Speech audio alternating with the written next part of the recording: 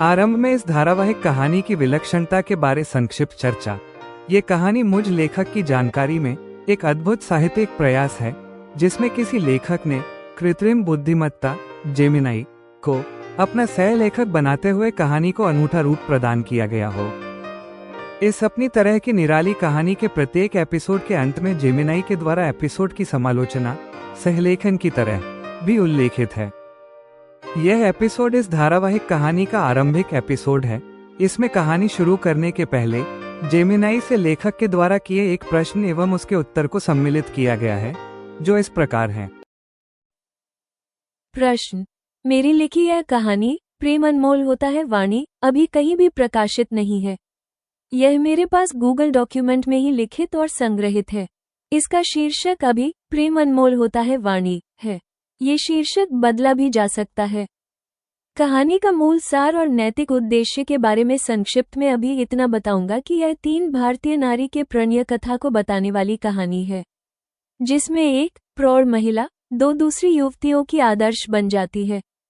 तीनों अपने अपने जीवन में भिन्न भिन्न और विषम भी परिस्थितियों का सामना करती हैं और सफल भी होती हैं।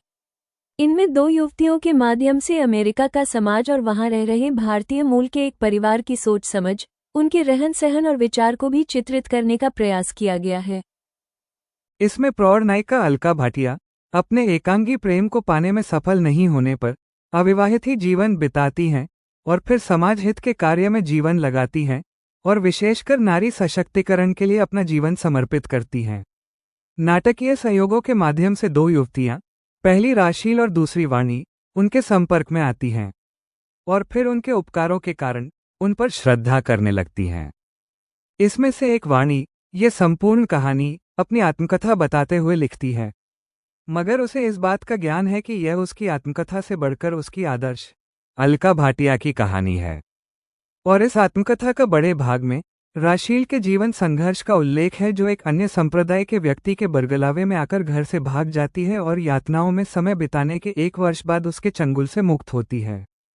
कहानी में यथार्थ से अधिक नाटकीय पुस्तकीय आदर्श का आभास मिलता है। इसे रचते हुए मेरा मानना है कि इतने सारे आदर्श को एक जीवन में जी लेना तो संभव नहीं होता है, किंतु आदर्शों से भरे साहित्य को पढ़ने सुनने से उसके कुछ आदर्श वाक्य कुछ श्रोताओं के जीवन को अच्छे परिवर्तन के निमित्त बन सकते हैं। आपको ये थीम कैसी लगती है, बताएं। जेमिनाई का उत्तर: ये कहानी प्रेम अनमोल होता है वाणी, या जो भी इसका अंतिम शीर्षक हो, एक सशक्त, बहुआयामी और सामाजिक रूप से प्रासंगिक थीम प्रस्तुत करती है। आपके द्वारा दिया गया सार और नैतिक उद्देश्य एक लंबी ऑडियो सीरीज के लिए बिल्कुल उपयुक्त है। यहाँ मेरी प्रारंभिक समालोचना और विश्लेषण है कि यह थीम क्यों उत्कृष्ट है। प्रेम अनमोल होता है वाणी प्रारंभिक समालोचना। पहला खंड: थीम की शक्ति और प्रासंगिकता। अब सुने 3 कॉलम का विवरण। पहलू: जेमिनाई की प्रतिक्रिया और ऑडियो बुक के लिए महत्व। पहला पहलू: नारी सशक्तिकरण का केंद्र। जेमिनाई की प्रतिक्रिया: अलका भाटिया का चरित्र आत्मत्याग और सामाजिक प्रेरणा का प्रतीक है। एकांगी प्रेम में असफलता को सामाजिक सफलता में बदलना एक शक्तिशाली संदेश है। ऑडियो बुक के लिए महत्व: श्रोताओं को एक सकारात्मक आदर्श मिलता है जो बताता है कि व्यक्तिगत असफलता जीवन का अंत नहीं है, बल्कि एक नया सामाजिक उद्देश्य है। अगला पहलू: प्रणय कथा बनाम आदर्शवाद। जेमिनाई की प्रतिक्रिया: ये सिर्फ 3 प्रेम कहानियां नहीं है, बल्कि 3 अलग अलग प्रकार के प्रेम, अलका का निस्वार्थ प्रेम, राशील का भ्रमित प्रेम, वाणी का आत्म जागृत प्रेम का चित्रण है। ऑडियो बुक के लिए महत्व: ये सीरीज को केवल रोमांटिक नहीं रखेगा, बल्कि नैतिक और दार्शनिक गहराई देगा, जो इसे 72 एपिसोड तक बनाए रखने के लिए आवश्यक है। तीसरा पहलू: समकालीन और वैश्विक संदर्भ। जेमिनाई की प्रतिक्रिया: कहानी में अमेरिका के समाज और भारतीय मूल के परिवारों की सोच को शामिल करना इसे वैश्विक स्पर्श देता है। राशील की कहानी में अंतर धार्मिक या अंतर सांस्कृतिक संघर्ष की जटिलता समकालीन भारत के लिए अत्यंत प्रासंगिक है। ऑडियो बुक के लिए महत्व: यह विविध श्रोता वर्ग, विशेषकर प्रवासी भारतीयों को आकर्षित करेगा और कहानी को अधिक यथार्थवादी बनाएगा। चौथा पहलू: मेटा कथात्मक संरचना। जेमिनाई की प्रतिक्रिया: वाणी द्वारा अपनी आत्मकथा के रूप में कहानी सुनाना, जिसमें मुख्य रूप से अलका और राशील की कथा है, एक अद्वितीय कथा संरचना प्रदान करता है। ऑडियो बुक के लिए महत्व: ये श्रोता को कथावाचक वाणी से भावनात्मक रूप से जोड़ता है, जिससे कथा में विश्वसनीयता और नजदीकी आती है। 2. नाटकीयता पर आपका विचार। आपका यह मानना कि यथार्थ से अधिक नाटकीय पुस्तकीय आदर्श का आभास मिलता है और इतने सारे आदर्श को एक जीवन में जी लेना तो संभव नहीं होता है, यह एक लेखक का सच्ची आत्मा आलोचना है। मेरा परामर्श, ऑडियो बुक फॉर्मेट में नाटकीयता एक शक्ति है, बाधा नहीं। श्रोता को यथार्थ के चित्रण से ज्यादा जीवन को प्रेरित करने वाले आदर्श चाहिए होते हैं। जैसे महाभारत या अन्य पौराणिक कथाएं आज यथार्थ नहीं लगती, फिर भी उनका नैतिक प्रभाव गहरा होता है। आपकी कहानी वही कार्य कर सकती है। समालोचना का उपयोग, मानव परिचय की तरह मेरी समालोचना का उपयोग इस नाटकीयता को जस्टिफाई करने के लिए किया जा सकता है। हम प्रत्येक खंड के अंत में चर्चा कर सकते हैं कि यह आदर्श जीवन में कठिन है पर साहित्य में क्यों आवश्यक है। 3. अगले चरण के लिए परामर्श। ये थीम 72 एपिसोड की सीरीज के लिए पर्याप्त सामग्री प्रदान करती है। चूंकि आप इसे समानांतर में शुरू करना चाहते हैं, हम बिंदु 1 और 2 पर काम कर सकते हैं। शीर्षक पर विचार, क्या आप प्रेम अनमोल होता है वाणी से कोई छोटा अधिक आकर्षक शीर्षक रखना चाहेंगे? उदाहरण, अलका, प्रेम का अनमोल अध्याय या 3 नारियों की शपथ। एपिसोड 1, कृपया कहानी का पहला एपिसोड, जो संभवतः वाणी द्वारा अपने आदर्श अलका भाटिया का परिचय देने या राशील की कथा शुरू करने से संबंधित होगा, साझा करें।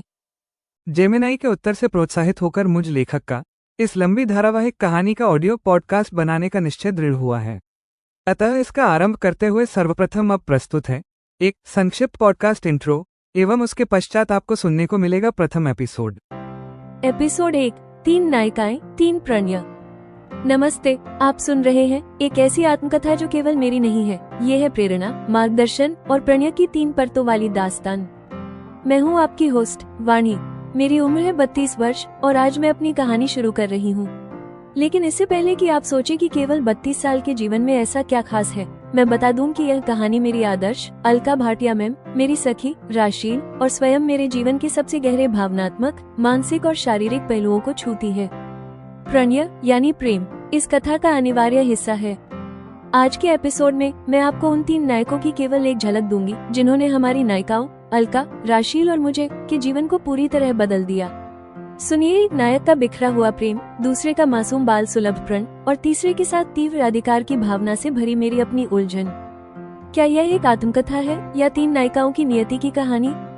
पता चलेगा प्रेम अनमोल होता है वाणी के पहले एपिसोड में। आइए कथा का आरंभ करते हैं।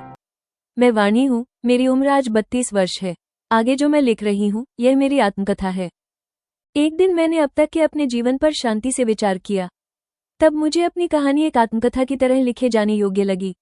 मुझे यह विश्वास हुआ, अगर मैं इसे यथा प्रकार लिखकर प्रकाशित करती हूँ तो ये पढ़ने वालों को न केवल मनोरंजक लगेगी, बल्कि यह अनेक पाठकों को अपने जीवन के बारे में निर्णय करने और अपनी जीवन शैली तय करने के लिए मार्गदर्शन और प्रेरणा प्रदान करने वाली भी सिद्ध होगी।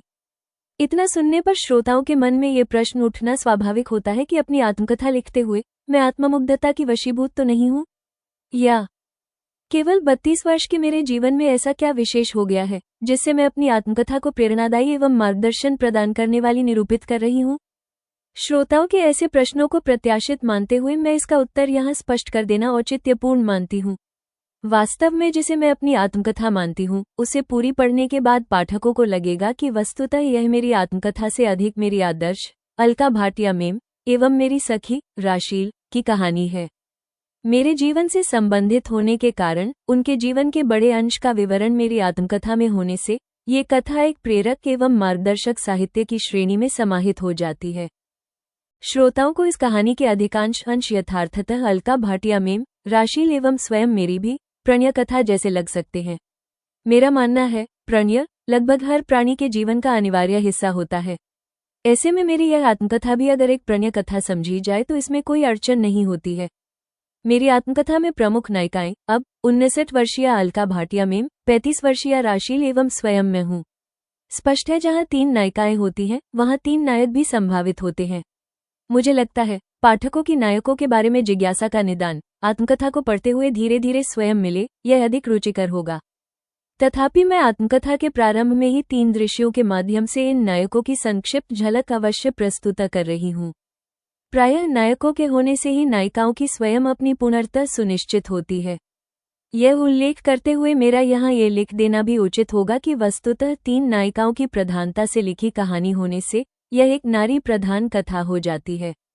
इसी कारण इसमें नारी के भावनात्मक, मानसिक और शारीरिक पहलुओं का उल्लेख तुलनात्मक रूप से अधिक पढ़ने को मिलेगा। अब कहानी के क्रमानुसार आरंभ के पूर्व इसमें समाहित नायिकाओं के प्रणय की झलक 3 दृश्यों के माध्यम से प्रस्तुत है। दृश्य 1। नीरज जोशी के और भी तर्क हैं जिनने अलका मेम में विचार और धारणा के परिवर्तन हेतु प्रेरित कर दिया है। नीरज जोशी, जो अलका से 3 वर्ष बड़े हैं, के लिए अलका के मन में प्रेम ने स्थान ले लिया है। अलका भाटिया अंतर्मुखी स्वभाव की हैं। उनका प्रेम कभी किसी को पता नहीं चल सका। समय आने पर घर में अलका के विवाह की चर्चाएं चलने लगी। तब उन्होंने नीरज की खोजबीन की। कुछ प्रयासों के बाद उन्हें नीरज का एड्रेस मिल पाया। जिस दिन वे नीरज से मिलने उनके एड्रेस पर पहुंची, उस दिन उन्होंने नीरज को अन्य लड़की के साथ विवाह सूत्र में बंधते पाया। दृश्य 2। पराग उनकी उपस्थिति से बिल्कुल ही अनभिज्ञ, कुछ देखने में तल्लीन है। अलका मेम ने उसकी दृष्टि का पीछा किया तो देखा कि वहां 9-10 वर्ष की एक अत्यंत ही सुंदर लड़की आइसक्रीम खा रही है। उसके माँ पिता भी उसके साथ हैं। अलका मेम उन्हें पहचानती हैं। वे जलंधर के हरभजन और हरबिंदर पति पत्नी हैं। हरभजन दूर के रिश्ते में उनके भाई भी होते हैं। पराग, तुम यहाँ अकेले कैसे आ गए? मैं तुम्हें ढूंढ रही हूँ। अलका मेम चिंतित दिख रही हैं। पराग ने बुआ को अपने पास देखा तो ऐसे लजा गया जैसे उसकी चोरी पकड़ी गई हो। बुआ, मैं आइसक्रीम लेने यहाँ आ गया था, उसने बताया। कोई बात नहीं, हम यहीं बैठकर खा लेते हैं, कहते हुए मेम पास ही की कुर्सी पर बैठ गई। पराग भी उनके पास आकर बैठ गया। फिर भी उसका ध्यान हरभजन की बेटी पर ही रहा। वह अब भी उस लड़की को सीधे या कनखियों से निहारते हुए आइसक्रीम खाता जा रहा है।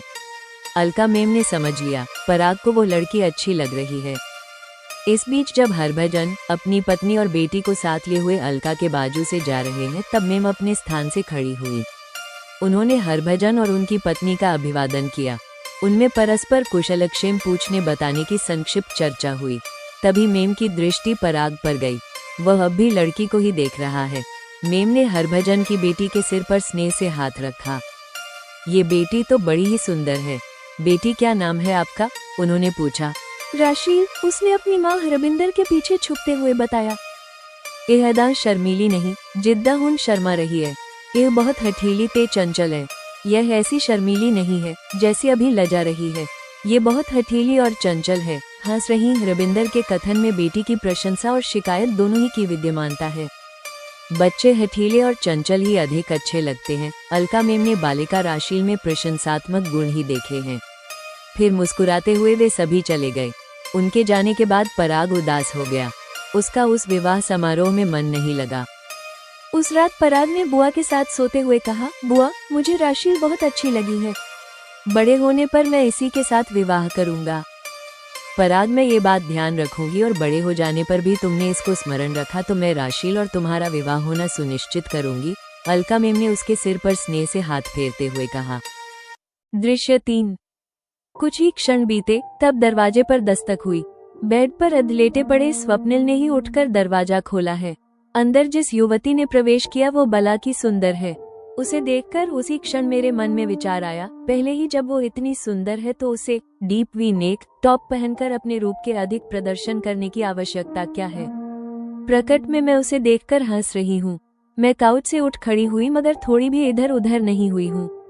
हंसते हुए जेना ने ही पास आकर मुझे गले लगाया है।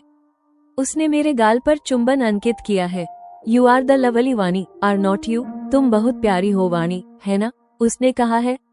वाणी नहीं, वाणी, और क्यूट में नहीं, आप हो। मैंने उससे अलग होकर हाथ जोड़ते हुए कहा है। जेना मुक्त कंठ से हंसी, फिर कहा, आप बहुत इंटरेस्टिंग हो। मुझे थोड़ा हिंदी आता है। Pleasure meeting you. आपसे मिलकर प्रसन्नता हुई। मैं उठकर बैठ गई हूँ। तब काउच में मेरे साथ जेना बैठ गई है। जैसा मैं चाहती हूँ वो नहीं हुआ है। स्वप्निल सामने रखी कुर्सी पर बैठ गया है। दोनों बतियाने लगे हैं। मुझे लगा मैं तो बहाना हूँ। जेना को तो स्वप्निल से मिलने को आना था। बीच बीच में थोड़े से शब्द जेना मुझसे हिंदी में कहती है। मैं उसे संक्षिप्त में बताते जा रही हूँ। दोनों एक दूसरे की ओर देखकर बातें करते रहे हैं। मेरा ध्यान रह रहकर जेना के डीप नेक टॉप पर चला जाता है। ये देखकर मैं सोच रही हूँ, मैंने काउच पर बैठकर गलती की है। काउच पर जेना और स्वप्निल को साथ बैठने दिया होता तो स्वप्निल सामने से जेना का रूप दर्शन नहीं कर पाता। शायद स्वप्निल का इस ओर इतना ध्यान नहीं है जितना मेरा है। स्वप्निल अमेरिका में रहता है। यहाँ ऐसा रूप और ऐसे परिधान में युवतियों का सामने होना सामान्य बात ही है। शायद यह मेरे तरह के ही व्यक्ति होते हैं जो अपनी अतीव स्वत्वात्मकता के कारण पाश्चात्य खुली संस्कृति की आलोचना करते हैं। मेरे मन में जो चल रहा है उसका आभास यदि जेना को मिल जाता तो निश्चित ही वो हमारी भारतीय संस्कृति को संकीर्ण कहती। अब ये जाति क्यों नहीं, मैं सोचती रही हूँ। मेरा कोई वश नहीं चल रहा है। जेना के साथ बैठे होने पर 1.5 घंटा बीत गया है। वाणी, स्वप्निल ने मेरा जान बचाया था, मैं इसका बहुत ग्रेटफुल हूँ। अंत में जेना ने जाने के लिए खड़ी होते हुए मुझसे कहा है। मुझे इस बारे में स्वप्निल ने बताया हुआ है। यह मैंने प्रदर्शित नहीं होने दिया है और न ही जेना से पूछकर उसे और समय व्यर्थ करने का अवसर दिया है। मैं केवल मुस्कुरा दी हूँ। Anyway, enjoy each others company and share some cozy moments together. Anyway, एक दूसरे की संगति का आनंद लें और साथ में कुछ सुखद पल साझा करें। कहने के बाद जेना ने मुझे पूर्व की तरह गले लगाया और चुंबन लिया है। फिर उसने यही क्रिया स्वप्निल के साथ भी दोहराई है। वह चली गई है। तब मैं स्वप्निल के साथ उसके ऐसे गले मिलने से मन ही मन जल भून रही हूँ। जेमिनाई की समालोचना और रचनात्मक मार्गदर्शन। प्रिय श्रोताओ, ये कहानी प्रेम अनमोल होता है वाणी के पहले एपिसोड का यहाँ समापन होता है। यह एपिसोड 3 अलग अलग प्रेम कथाओं का शक्तिशाली परिचय है जिसे वाणी ने बड़ी कुशलता से बुना है। एपिसोड 1 की शक्ति। 3 नायिकाओं का परिचय। लेखक ने केवल 32 वर्ष की वाणी के माध्यम से अलका भाटिया और राशील की कथा का आधार तैयार किया है, जिससे श्रोताओं में इन तीनों के जीवन को जानने की तीव्र जिज्ञासा उत्पन्न होती है। विपरीत चरित्रों का चित्रण। अलका भाटिया। दृश्य 1 में निस्वार्थ और आंतरिक प्रेम की कहानी जो बाद में उनके सामाजिक समर्पण का आधार बनती है। ये चरित्र की महानता को स्थापित करता है। वाणी। दृश्य 3 में जेना और स्वप्निल के साथ का दृश्य वाणी के चरित्र की जटिलता को सामने लाता है। उसका पाश्चात्य संस्कृति के प्रति द्वंद्व, अतीव स्वत्वात्मकता, अधिकार की भावना और ईर्ष्या का भाव उसे एक यथार्थवादी और अपूर्ण नायिका बनाता है, जिससे श्रोता भावनात्मक रूप से जुड़ेंगे। राशील। दृश्य 2 में बचपन की मासूमियत और हठीलेपन की झलक जो भविष्य में उसके जीवन में आने वाले बड़े संघर्ष, घर से भागने की कथा के लिए एक आवश्यक पृष्ठभूमि तैयार करती है। यह एपिसोड 72 भाग की सीरीज के लिए एक ठोस और सम्मोहक आरंभ है। ऑडियो प्रस्तुति के लिए मार्गदर्शन। वाणी का स्वर। वाणी का स्वर शांत, आत्मविश्वासी और हल्का सा दार्शनिक होना चाहिए। दृश्य 3 में टोन। दृश्य 3 में वाणी की आंतरिक ईर्ष्या को व्यक्त करने के लिए वाणी का स्वर की गति थोड़ी तेज और पिच हल्की ऊंची होनी चाहिए, विशेषकर उन वाक्यों में जहां वो जेना के परिधान और स्वप्निल के गले मिलने पर विचार कर रही है। बहुभाषाई डायलॉग। राशील की मां रबिंदर कौर द्वारा बोले गए पंजाबी डायलॉग एहदा शर्मीली नहीं को उच्चारण निर्देश के साथ एक विशिष्ट पंजाबी लहजे में प्रस्तुत किया जाना चाहिए, जिसके बाद स्टोरी की मुख्य भाषा हिंदी में उसका अनुवाद आना चाहिए, जैसा कि लेखक ने तय किया है। एपिसोड 1 समाप्त।